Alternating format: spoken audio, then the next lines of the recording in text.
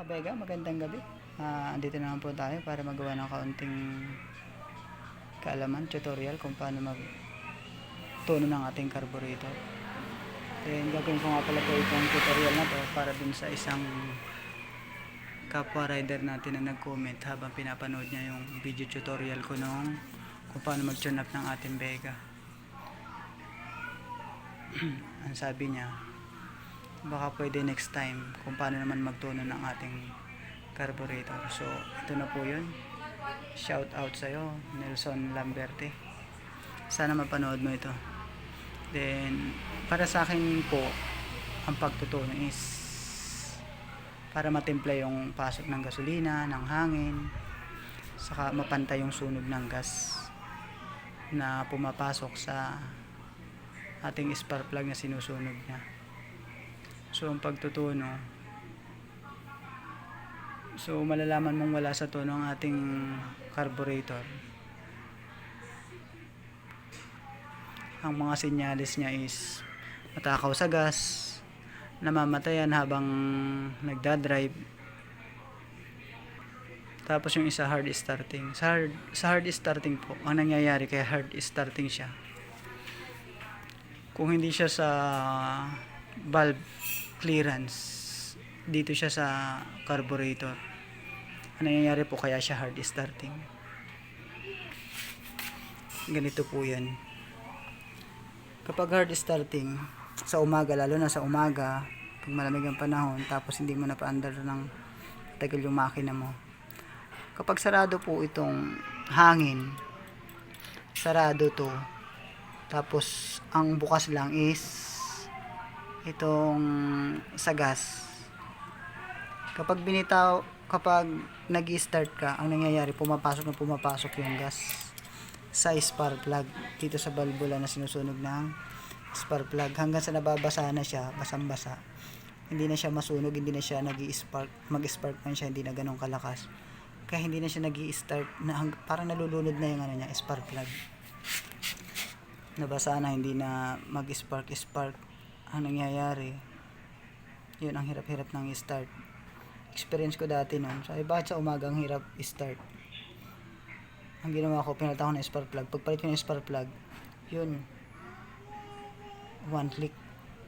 Tapos kinaumagahan na naman, ganun naman nangyari. Kailangan ko na naman palitan ng spark plug para mapa-start ko siya, kasi hindi ko talaga siya napapa-start sa umaga. Ang hirap talaga. So ang ginawa ko, ganun niya, hanggang sa kinulikot itong hangin, saka itong sa gas. So inikot-ikot ko, inobserbahan ko araw-araw, sariling observation, bakit ba ganun. So ginawa ko, inikot ko to ng 3.5 ikot.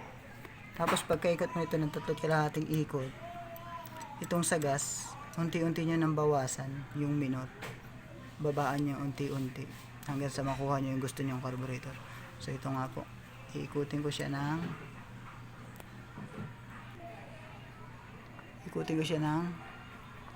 3.5 kalahati, isa't kalahati, dalawa't kalahati, tatlo't kalahati. Yan, bali 3 kalahati. Tapos ito, saka lang kayo mag-unti-unting mag-adjust pababa nyo na yung minor. Ito na talaga yung minor niya eh.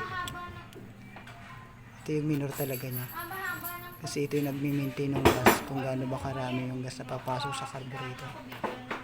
So ito yung nagpapababa ng andar ng makina. Itong isa, panting pa lang to, hangin lang to eh. So unti-unti nyo nang babaan hanggang sa makuha nyo yung gusto nyong tunog. So ganun lang po kasimple. Basta inikot ko lang to ng 3 kalahati, dito na ako nag-a-adjust. Pwede rin naman po kayo mag-adjust dito, 1/4 lang, para at least yun, ano ba, mag-adjust ka ng 1/4. Saka huwag tuloy-tuloy ang ikot. Paggalaw mo ng 3 ikot, obserbahan mo, kasi late yung reaction nito. Ito, hindi kagaya nito, pag inikot mo siya, talagang magbabago yung reaction. So yun po, unti-unti mo nang babaan to hanggang sa magustuhan mo yung minor. Paandarin ko lang po siya, wait. Bali ito po, ikutin ko lang unti-unti hanggang sa magustuhan nyo yung tono ng makina mo. Yan po talaga yung minor niya. Yung isa hangin lang talaga yun. Baga pambalanse lang siya ng pasok ng hangin. Yan. Sobrang mababa. Yan sa akin okay na po yung ganyang andar. So may ganyan lang po, okay na yan. Para sa akin okay na yan. Pag medyo hindi pa kayo okay, pwede naman siyang ikutin ng konti ulit.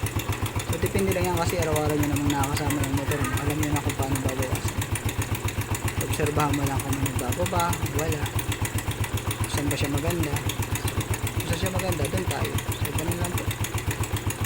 Maraming salamat. Bye bye.